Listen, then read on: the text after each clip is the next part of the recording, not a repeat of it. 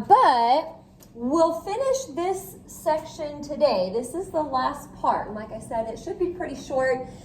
Tomorrow we'll do just like a 6-1 worksheet, just kind of an in-class deal. And then we'll start 6-2, I guess, then on Friday. That'll be actually our last section. I can't remember how many parts there are, but getting down to the end here. So for the first example today, we're actually going to kind of just do another one like yesterday, kind of just a review type of problem here to get us going. So it still says solve each triangle. We'll just do one of them. Guess I could have said solve the triangle. And then round to 2 decimal places. We'll try one of these and then we'll get into something a little bit different after this one. Okie dokie. Here is example 1. Big C, which is angle C, is 36 degrees. Then little c, side C, is 8. And little b, or side B, is 5. So again, they've given us 3 variables. We have to just find everything else. Now I'm going to set up the triangle just like I was yesterday. And I went ahead and kind of filled in the parts that they gave us in this problem. We know angle C is 36 degrees. Little c down there is 8. And then side B over here is 5. Remember, the letters are across from each other. So side B is across from angle B. Side A is across from angle A. Side C is across from angle C. Okie doke. Now I usually look for the easiest thing to find first. And that would be an angle. If you knew the other 2 angles, it would be pretty easy to find the third. But we're only given 1 angle here, so I probably can't take that approach. So since that's out the window, I'm going to really look at what they're giving me. And I'm going to look at my formulas for the law of sines. And I'm going to try to figure out maybe what I could do. So first of all, we may have had one kind of like this yesterday, but you don't know anything about A. So it's probably a good idea to not use the A part of the law of sines, because remember, you can't have 2 unknowns. You can only have 1. So that tells me that I should probably pair up the B's and the C's. You know everything about C, you don't know big B. So that really needs to be the first thing that we find here for number 1. Find angle B. Now I'm going to check my mode to make sure I'm still in the correct mode. And then here we go. 5 over sine of B, big B, equals 8 over sine of 36 degrees. We cross multiply, and so we'll have an 8 sine of B equals 5 sine of 36. Now, the first thing I'll have to do is just divide by 8. So here's what I'm typing in. 5 sine of 36. I'm going to hit enter after that. Divided by 8. And it's like a 0.3673 blah, blah, blah. If you want to type it all in at once, just close your parentheses after the 36. Now, similar to a lot of the problems yesterday, since B is with sine right now, we're going to have to inverse sine both sides. That is how we get rid of sine. So on my calculator, second sine, and then either type in as many decimal places as you can, or do the A and S deal, and to 2 decimal places, that'll give you like a 21.55 degrees. That is angle B, approximately. Okie doke. What would probably be the next easiest thing to find?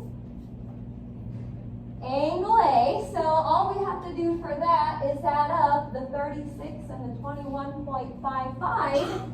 That is 57.55. So subtract that from 180, and there we go. Angle A is 122.45 degrees. Angle B is 21.55. Big B, big A. The only thing left to find here is little a. So as far as our formulas go, I have to use the A part because I'm trying to find A. But it's up to you what you want to pair that up with. At this point in the problem, you know everything else. So you could pair up the A's with the B's or the C's. It does not matter. I went for the B's. If you do the C's, you should get a similar answer. It could be off just a tiny bit, but it should still be pretty close. So I'm taking A over sine of 122.45 degrees, and it equals 5 over sine of 21.55. Well, cross multiply. I hope we're getting pretty good at this stuff by now. So to solve that for A, we just need to divide by sine of 21.55 degrees. So here I go. 5 sine of 122.45. I'm going to hit enter. And then divide that by sine of 21.55. Should give you somewhere around an 11.49. Again, if you paired up the A's with the C's, it could be slightly different, but should be pretty close. Okie dokie. Any questions about the first one? Nothing really new there, just a little extra practice for solving those oblique triangles. What we're going to get into next today is not necessarily problems where you're trying to solve the triangle, but we're going to learn about some formulas we can use to find the area of an oblique triangle. Area of an oblique triangle. There's going to be a few parts to this. So here it is. 3 parts, kind of like the law of sines, I guess. 1/2 little b, little c, sine of big A. That's one way to find the area of an oblique triangle. You could also use 1/2 little a, little b, sine of c, or 1/2 little a, little c, sine of big B. Okie doke. Now, doesn't matter really which formula you use, you would get the same answer no matter what you used. Now, what we try to do though is make good choices. We do that in life also. We want to make good choices.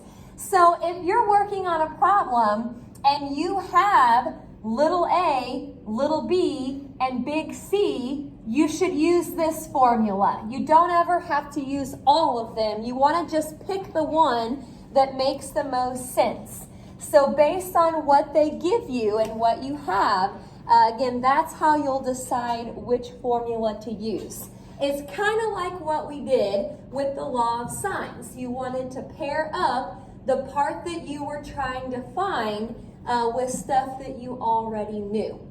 So that'll be our approach here to do the area. Okie doke. Probably at some point next week we'll have just kind of like a quiz over 6.1 and 6.2. We already have a few formulas here in 6.1. These would be good to put on a future cheat sheet. Just FYI in case you think about that. Okie doke. So let's try, I think, just a couple And we should be good to go. It says find the area and round to 2 decimal places. Find the area, round to 2 decimal places. Okie doke. Well, here's number 2. We've got little a equaling 10. Little c is 12.4. And big B, angle B, is 36 degrees. Based on that stuff, we want to find the area of this triangle. Now, I put the formulas back up here. You already have them on your paper, so you don't really need to recopy them. But here's what I'm looking at. We are given little a, little c, and big B. So I need to look for the formula that has little a, little c, and big B. This formula right here has all of those. So that's how I decide which part to use. Now, once you figure that out, it's really just a matter of plugging stuff in and then typing it in. We're going to take 1/2 times A, which is 10, times C, which is 12.4, and then sine of B, which is 36. Now, it's up to you how much you want to type into your calculator at once. What you could do is just type in that stuff in red first if you want, and you can do a 0.5 instead of 1/2. That would be easier to type in. Most calculators, though, you should be able to do it all at once. So I'm typing in 0.5 times 10, that's 5 right there if you want to do it that way. Then in the next set of parentheses, I've got the 12.4 and then sine of 36. Try it on your calculator just so you know that you're doing it right, and it should give you about a 36.44. And you know, I'm not real picky about the units and all that, but technically this is area, so we could say units squared. That is the area of that triangle. Now, if only all of the problems were like that, you'll see here in this next example that they may not always give you everything that you need. So we'll have to kind of think about this one a little bit more. Number 3, big B, angle B, is 64 degrees, 15 minutes. We'll figure out what that is as a decimal. Little a is 8. Big A is 42 degrees, 30 minutes. Let me think about this right here. I'll keep the 64, and then 15 divided by 60 is 0.25. So let's think of B as 64.25 degrees.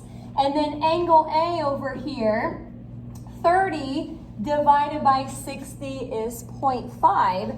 So think of angle A as 42.5 degrees. Now I'm going to put the formulas back up here so we can look at them together. We have big B, little a, big A. Big B, little a, big A. Now let me think about this. Big B is over here. Little a is right here also, but big A is not. Big A is actually over here. Now this is kind of what I said earlier. You got to make a good choice. Even though we don't have everything for one of these formulas, you need to go with the formula that you have the most for. Okay, let's see. If I use this formula, all I would have is big A. That's not very much. If I used this formula, all I would have is little a. That's not very much. If I use this formula, I have little a and big B. I know I don't have everything, but this is the one that I have the most for. So that's going to be my choice here, but I don't know what little c is. So let's see if we can find it using the law of sines. Okay, so that's going to be my first step here. Before I can actually do the area, I need to know what little c is. So if we're trying to find little c, I need to use this part of the law of sines for sure, the part that has the c in it. Based on everything else that I know, I probably want to pair that up with the a's because I know everything about a, but I run into a little bit of a snag here. If you go ahead and pair up the a's right here and the c's, again, we know everything about a, but we actually don't know anything about c. Before I can find little c right here, I actually need to know what big C is. How could we find big C? Yeah, go ahead. 180 minus. Exactly. Let's come over here for a second. It's like we keep branching off here.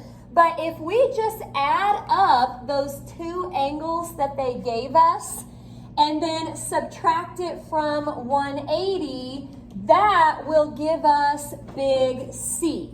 Again, the only reason I'm doing this part over here is because I need big C to use this law of sines formula. I'm trying to find little c. I can't have two unknowns.